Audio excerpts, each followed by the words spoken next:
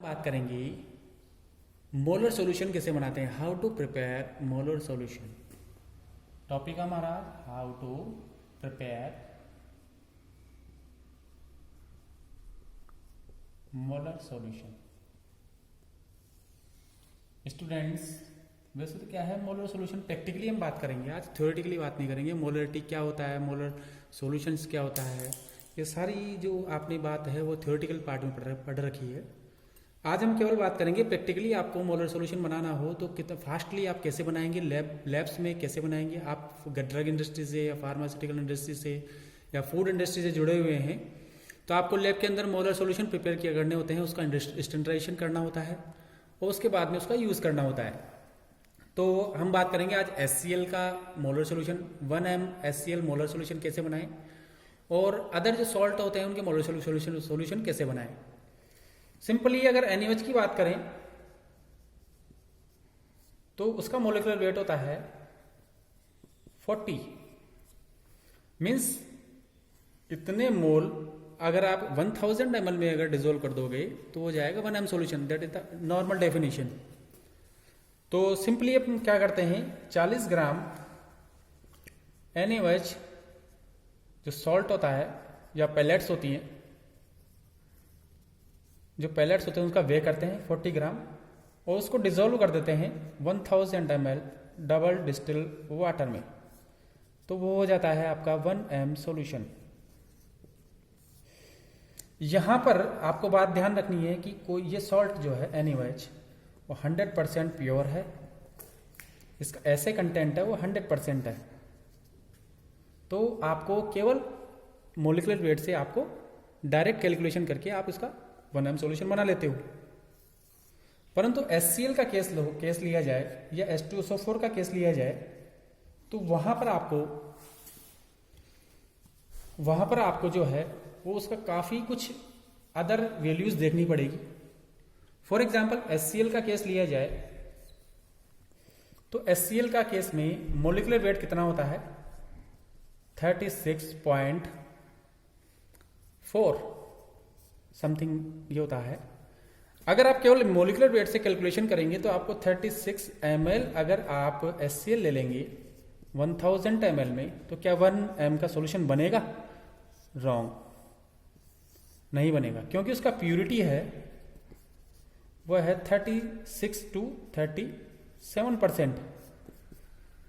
अगर वो कोई कंपाउंड या कोई सॉल्यूशन अगर आपका जिसका आप 1m सॉल्यूशन बना रहे हैं अगर वो 36% प्योर है तो आप उसकी प्यूरिटी भी देखनी पड़ेगी। और लिक्विड अगर फॉर्म में है तो आपको उसका डेंसिटी कहें या वेट पर ml कहें या स्पेसिफिक ग्रेविटी कहें, सेम थिंग्स।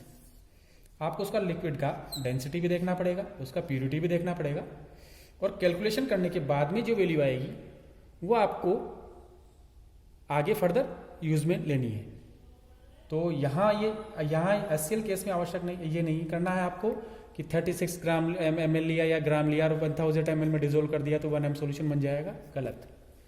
तो इसके लिए प्रोसीजर क्या है, तो स्पेसिफिक ग्रेविटी आपका HCl का जो स्पेसिफिक ग्रेविटी है वो होता है HCl स्पेसिफिक ग्रेविटी, या हम कहें वेट पर ml या यूँ कहें डेंसिटी, ये होती है 1.18 ग्राम पर ml।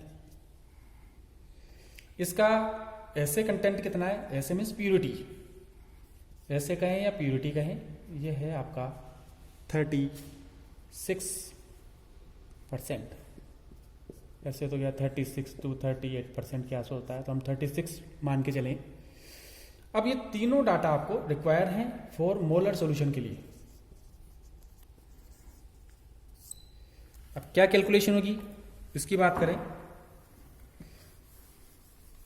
तो हम यहां लिख देते हैं पहले तो HCl का molecular weight mean 36, HCl weight पर ml 1.18, HCl का प्यूरिटी या ऐसे मीन्स 36%। ये तीनों डाटा हमारे पास हैं।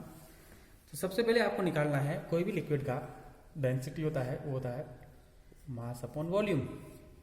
अब आपको लिक्विड फॉर्म में अगर दिया हुआ है कोई भी सॉल्यूशन तो आपका उसका वॉल्यूम निकालना पड़ेगा। तो वॉल्यूम बराबर हो गया मास अपॉन डेंसिटी।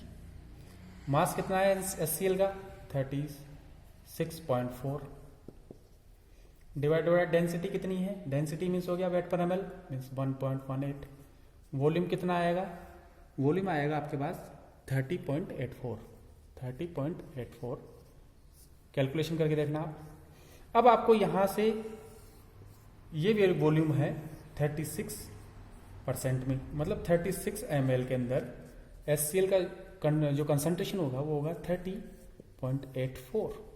इसलिए 100 ml में 100% में अगर 100 ml अगर लिया जाए तो उसमें कितना होगा, तो 30.84 डिवाइडेड बाय 36.0 इंटू आपका आ जाएगा इंटू 100। तो वैल्यूज जो आएंगी वो आपकी आएगी 85.68 ml।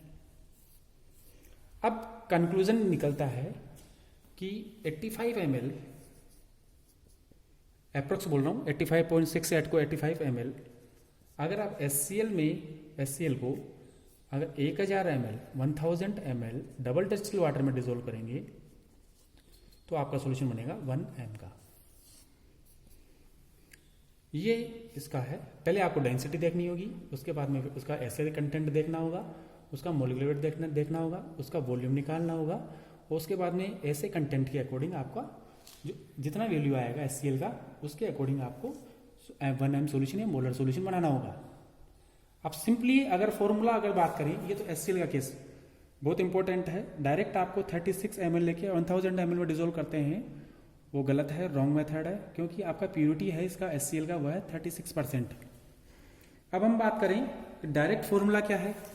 अगर थ्योरिकली आपको देखा जाए, मान लो HCl केस में, लिक्विड के केस में तो आपको ये करना होगा, चाहे वो HCl हो, H2SO4 हो, इथाइल एसीटेट हो, या एनी सॉल्यूशन जिसका डेंसिटी या अपन कहते हैं मास अपॉन वेट पर ml होता है या ऐसे कंटेंट होता है, वो आपको देखना आवश्यक है। क्योंकि फार्मास्यूटिकल और ड्रग इंडस्ट्री या फूड इंडस्ट्री के अंदर जो होता है वो बहुत इंपॉर्टेंट है, क्योंकि उसके स्टैंडर्डाइजेशन करें ना। इंडियन फार्माकोपिया के अकॉर्डिंग अगर बात करें तो जो स्टैंडर्डाइजेशन करने के बाद में ही उसको एनालिसिस के अंदर यूज में लेते हैं।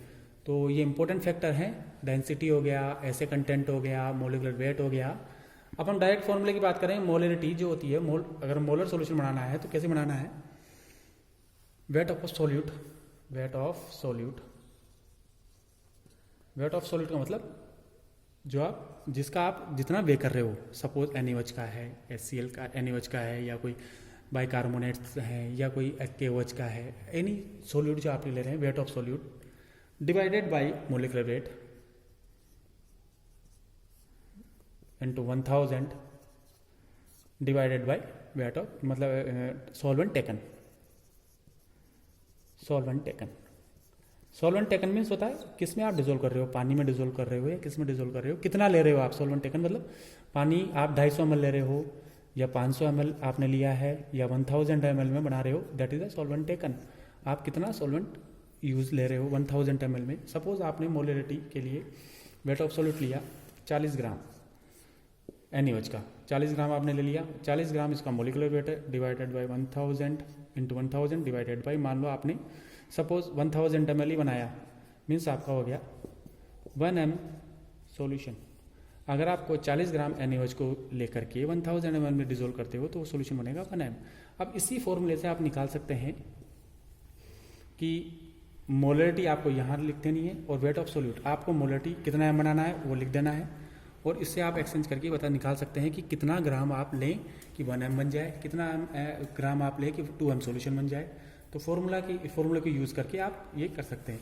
फॉर्मूला बहुत क्लियर रूप में लिख देता हूँ आपको, आगे फर्दर यूज में आएगा। फॉर्मूला है मोलरिटी, मेरा हो गया weight of solute divided by molecular weight into 1000 divided by solvent taken in ml। आपको याद रखना है 250, 500, 1000 ये याद रखना है। अब इससे आप मोलरिटी निकाल सकते हो किसी भी सॉल्यूशन की, और या फिर इसके साथ में आप ये निकाल सकते हो कि कितना ग्राम आप सैंपल लें कि इतने ml आपका मोलर सॉल्यूशन बन जाए। ये दोनों आप कर सकते हैं। तो आज आपने सीखा है कि प्रिपेयर आपका मोलर सॉल्यूशन कैसे प्रिपेयर करें, HCl के मोलर सॉल्यूशन के क्या क्या आपको देखना आवश्यक है, तो डेंसिटी का क्या रोल है, ऐसे कंटेंट का क्या रोल है, और साथ साथ में मोलिकुलर वेट का क्या रोल है। तो और आपका अगर ड्रग इंडस्ट्री है, फार्मास्यूटिकल इंडस्ट्री है, तो इसका स्टैंडर्डाइजेशन कैसे करते हैं, ये अलग अलग प्रोसीजर हैं। जैसे थायोसल्फेट का स्टैंडर्डाइजेशन करना है या फिर आपका HCl का स्टैंडर्डाइजेशन करना है, वो सारी चीज़ें आपको स्टैंडर्डाइजेशन प्रोसेस के अंदर बताएंगे। और आज तक के लिए ठीक है। Prepare of the molar solution काफ़ी डिमांड्स थी स्टूडेंट्स की। तो आगे आपका कमेंट बॉक्स में कमेंट करें आपको वीडियो कैसा लगा, और साथ साथ में वीडियो को लाइक करें। Thank you.